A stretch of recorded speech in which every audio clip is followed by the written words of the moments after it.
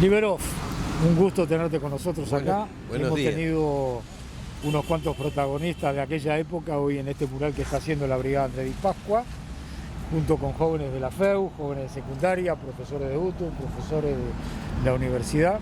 Bien. Es un placer, un honor tenerte. Han pasado ya unos cuantos, como te decía. Y la pregunta es la misma, año 68. ¿Qué sentía un estudiante comprometido en el año 68?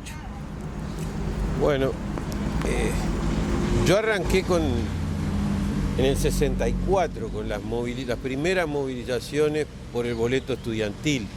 Estaba en cuarto año de liceo. En el 68 ya estaba en segundo año de la Facultad de Arquitectura. Yo ingresé en el 67. Preparatorio lo había hecho en el IABA. Y la situación, sentía que se complicaba, pero tampoco era totalmente consciente, mirado ahora a la distancia, de lo que se estaba procesando. Ya había sido el golpe de Estado en Brasil, se veía también, ya había sido el golpe de Estado en la Argentina, de Onganía, y Uruguay venía quedando como encapsulado, y a partir del 13 de junio del 67, si no me acuerdo mal, que son las primeras medidas prontas de seguridad del gobierno de Pacheco, y ahí ya el conjunto del proceso de reacción y reacción vinculado a la represión se fue complicando. Ahora que en estos días estamos en rendición de cuentas, uno recordaba lo que eran las movilizaciones por el presupuesto universitario y la rendición de cuentas. La universidad pedía un monto, el Parlamento le aprobaba un tercio y después de las 12 cuotas le pagaban 10. Y ese fue el proceso también de deterioro de la situación de la educación en general y en la universidad en particular. Y en el 67 comienzan de vuelta las movilizaciones fuertes del movimiento estudiantil. Existía la CESU a nivel de secundaria y la FEU se integraba por las facultades tradicionales más el IPA y Bellas Artes en aquel momento. Las convenciones se hacían en el Paraninfo, los federales se hacían en el local central de la universidad, y por aquella época había una figura de la universidad enorme, no solo físicamente, sino por su compromiso, que era Oscar Mayolo. Y el 68 empezó complicado desde el punto de vista de las movilizaciones y la represión, y se fue complicando al punto del asesinato de Liberarse, y luego lo que fueron las movilizaciones, siguieron las movilizaciones, y particularmente el asesinato también en septiembre de otros estudiantes. Y entonces ya ahí la relación de la represión era completamente distinta. No obstante, la universidad se seguía movilizando a través de sus esfuerzos de cogobierno. Era la defensa de la autonomía universitaria, particularmente su artículo 2 de compromiso de la docencia, la investigación y la extensión universitaria.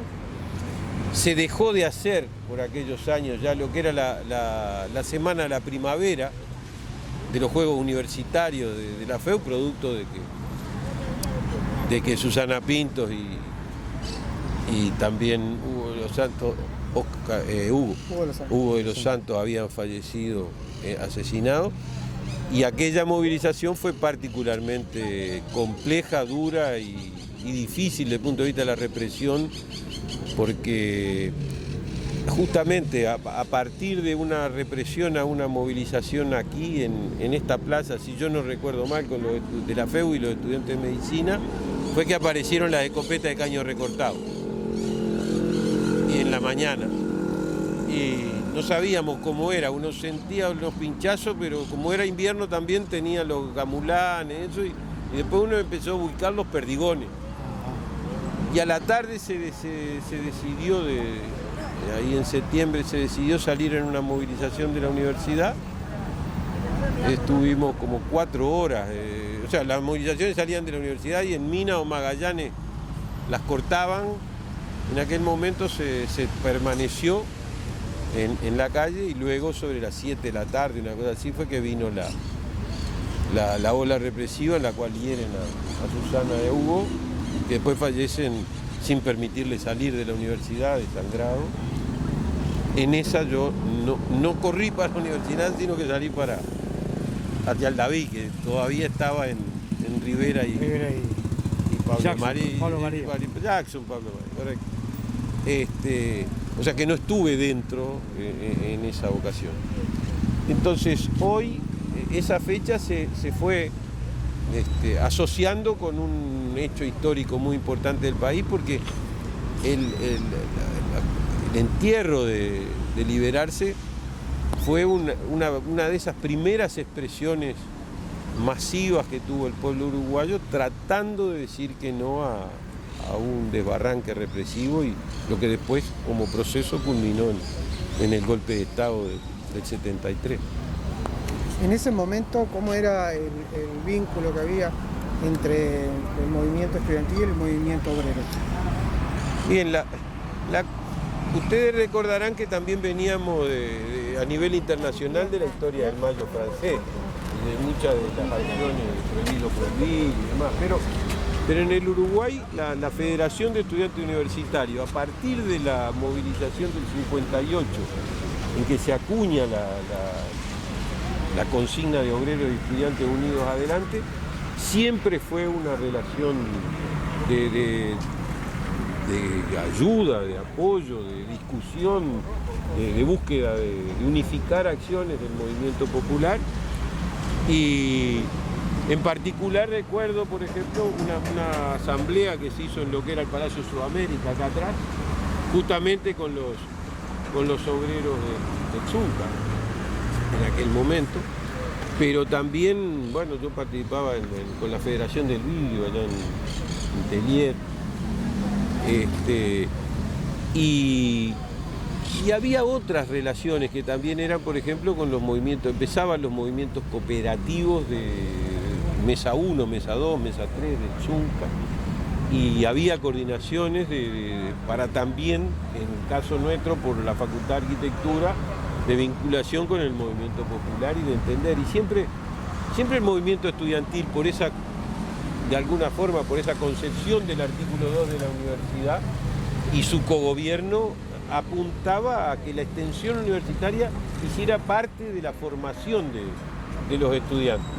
En aquel momento estaban los cantegriles, que ahora eufemísticamente son asentamientos precarios, pero que en aquel comenzaron a tener desarrollos muy grandes, eran los que estaban atrás de la iglesia de la Cruz, lo que hoy es la Euskal Herria, y comenzaban a darse algunos para la zona oeste de Montevideo, y normalmente algunos que eran en las periferias de las ciudades del interior, de las capitales departamentales. Pero todo el fenómeno de vinculación, de la investigación o los trabajos de campo que la universidad tenía estaban muy asociados. Incluso, fíjense que el hospital de clínica, que siempre llevaba un tercio del presupuesto universitario, atendía más de un tercio de los enfermos de Uruguay, con algunos servicios que ahora se los llama de referencia, pero en aquel momento son únicos, ¿no?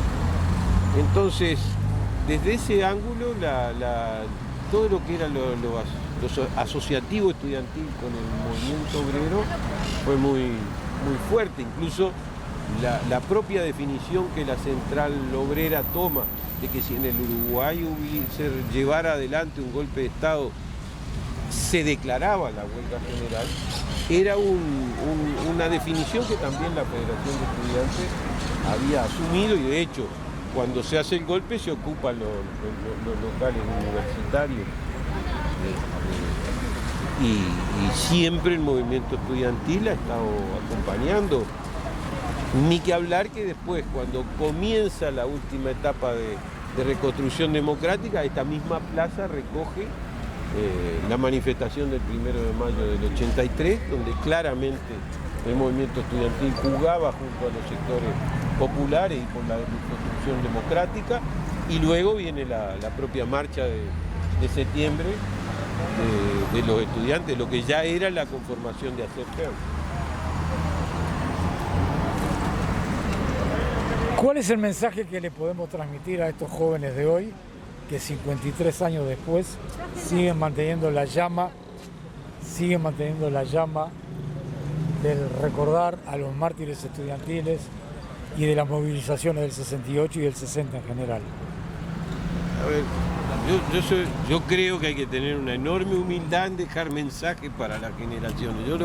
Lo que podemos hacer es transmitir por qué y de qué manera el movimiento estudiantil o cada uno de nosotros se comprometió con una realidad de transformación, pero la verdad que esos jóvenes hoy en la universidad, con su forma, en un mundo distinto, con sus redes sociales, con las movilizaciones con otra característica, no hay que darles mensajes, simplemente hay que acompañar, y que si en algún momento algo de lo que uno vivió puede servirles, perfecto, estar a la orden. Otra cosa no corresponde. Yo creo que uno aprende con la vida, y desde ese punto de vista una de las cosas que tiene que aprender es que los sectores que tienen que hacer el futuro del Uruguay son los que están aquí o los que están ahora en la universidad, y lo van a hacer, como lo demuestran en cada 1 de mayo cuando era presencial, o en todas las formas que han ido encontrando de expresar el valor de los derechos humanos, además con sus características, con sus particularidades. Yo no me animo a dar ningún mensaje o dejar un mensaje, al contrario, trato de aprender lo más que puedo de ellos. Con tu presencia has dejado un mensaje muy importante, como también la presencia de otros contemporáneos tuyos. Te agradecemos mucho, Benjamín. Al contrario. Muchas gracias, y liberar se vive y vivirá sin mucho duda, tiempo. Aparte el nombre consigna es la verdad que son de esas casualidades históricas que uno puede decir que son causalidades a veces y no casualidades, pero vale ese hecho y lo siguen manteniendo vivo. Gracias, Benjamín. No, gracias a ustedes.